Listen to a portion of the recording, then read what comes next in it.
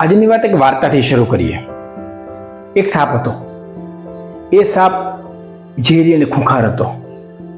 એક સમય એવું થયું કે એ સાપ ક્યાંક ટહેલતો હશે પોતાના દરમાંથી બહાર, અને એને એક સાધુ મહારાજ મળ્યા. સાધુ મહારાજે જોયું કે આ સાપ એટલો બધું લોકોને ડસે છે અને બધાને નડતરરૂપ બને છે, એટલે એમણે સાપને ઉપદેશ આપવાનું નક્કી કર્યું. અને એમણે સાપને ઉપદેશ આપ્યો કે વત્સ, સમગ્ર સંસારની અંદર ઈશ્વર રહેલો છે, એટલે કોઈને પણ નુકસાન કરવાની વૃત્તિ નહીં રાખવાની, હંમેશા સમર્પણ ભાવ રાખવાનો, હંમેશા સદાચાર રાખવાનો, અને ક્યારે પણ ક્રૂર કે હિંસાત્મક નહીં થવાનું, સંજોગો અનુસાર વર્તન કરવાનું અને પોતાના જીવનને ધન્ય બનાવવાનું. આ 2-3 વસ્તુઓ કહી અને એ મહારાજ આગળ ચલાઈ ગયા.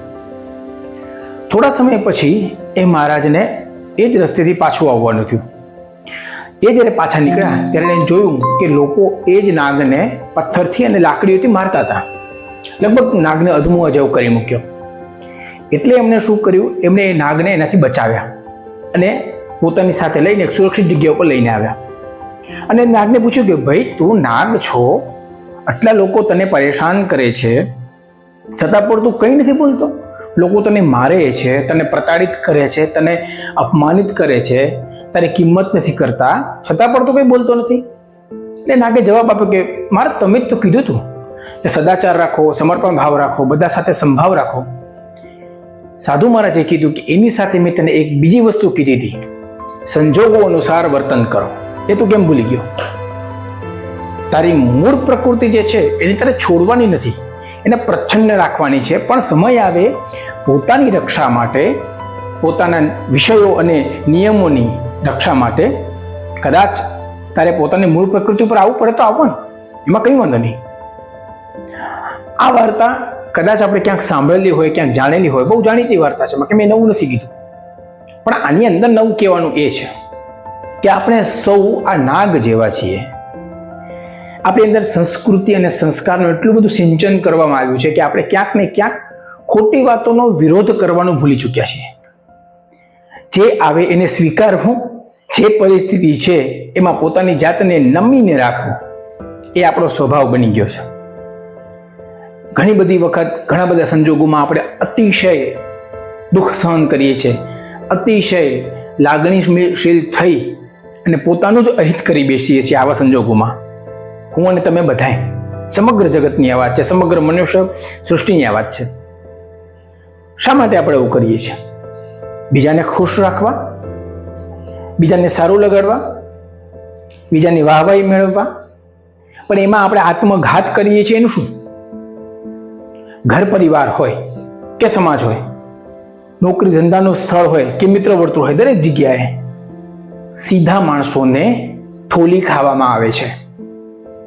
ક્યારેક ઓફિસની અંદર બોસ ક્રૂર હોય, એની અંદર માનવતાનો છાંટો ન હોય, જેવું મોટાભાગના કોર્પોરેટ સેક્ટર્સ અને હવે તો ગવર્મેન્ટ સેક્ટર્સમાં પણ બનવા માંડ્યું છે. ઘણી બધી જગ્યાએ ધંધાની અંદર ગ્રાહકો એવા હોય કે ઉપરના જે આપણા સ્ટોકિસ્ટ કે સેલર્સ હોય, એ બધા એવા હોય.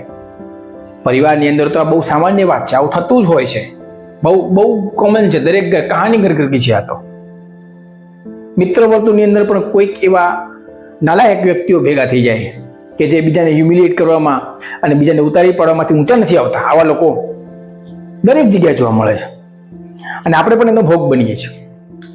ઠાકોર શ્રી રામકૃષ્ણ પરમહંસદેવે બહુ સરસ કહ્યું છે એમના કથામૃતની અંદર. એમણે એવું કહ્યું છે કે તમે ભલે નાગ તરીકે ડસો નહીં, પણ ફેણ તો તમારે રાખવી જરૂરી છે. પોતાની જાતને આપણે બહુ ટેકન ફોર ગ્રાન્ટેડ લઈ લઈએ છીએ. હા, અપમાન કરવાની વાત નથી, સામેની વ્યક્તિનું દિલ દુભાવવાની વાત નથી, સામેની વ્યક્તિને ઉતારી પાડવાની કે એની અવહેલના કરવાની પણ વાત નથી. વાત એ છે કે સાચી વસ્તુ સ્વીકારવી અને ખોટી વસ્તુને જાકારો આપવો. આ 2 પરિબળો જો આપણે શીખી લઈએ તો જિંદગીની અંદર બેલેન્સ રાખવું ઘણે અંશે સહેલું પડે છે. પણ આપણે કરવામાં ક્યાંક ને ક્યાંક પાછા પડીએ છીએ. પોતાની માનસિકતાને કારણે, પોતાના વિચારોને કારણે, કદાચ આપણને આપવામાં આવેલા વધુ પડતા સંસ્કારોને કારણે. હા, જો અતિ સર્વત્ર ભર જઈએ, વધુ પડતા સંસ્કારો પણ હિતકારક નથી, આપણા માટે ઘાતક જ છે. હા ભાઈ, હા, કંટ્રોલ ભાઈ, કંટ્રોલ. હવે એક તો એટલે આ વાત આખી એવી છે કે ચાણક્ય નીતિની અંદર પણ ચાણક્યએ કહ્યું છે કે તમે ભલે ઝેરી નાગ ન હો, પણ ઝેરી નાગ તરીકેનો દેખાવ કરવો બહુ જરૂરી છે. સમાજની અંદર ગીધ અને સમડીઓ ઉપર મંડરાય છે, એનાથી બચવું એ આપણી જાતની શાંતિ માટે બહુ જરૂરી છે. કારણ કે વારંવાર આવા લોકોનો શિકાર બનવાથી આપણો આત્મવિશ્વાસ, આપણી આત્મશ્રદ્ધા પણ ડગે છે અને આપણી સફળતા, સંવાદિતા અને સુંદર જિંદગી માટે અવરોધરૂપ બને છે. આ વિડીયોનો કહેવાનો મતલબ એટલો જ છે, નાનકડો જ વિડીયો બનાવ્યો છે અને નાનકડા જ બનાવવા છે. હવે કહેવાનો મતલબ એટલો છે કે જરૂર પડે ત્યાં ફેણ પણ ઉપાડો.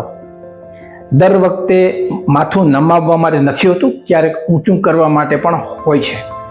સામેની વ્યક્તિ એને પણ એ ખબર પડવી જોઈએ કે આ વ્યક્તિ એ પણ ગાંધી જાય એમ નથી. લડવાની વાત નથી, વિવાદોની વાત નથી, વય મનસ્યની પણ વાત નથી.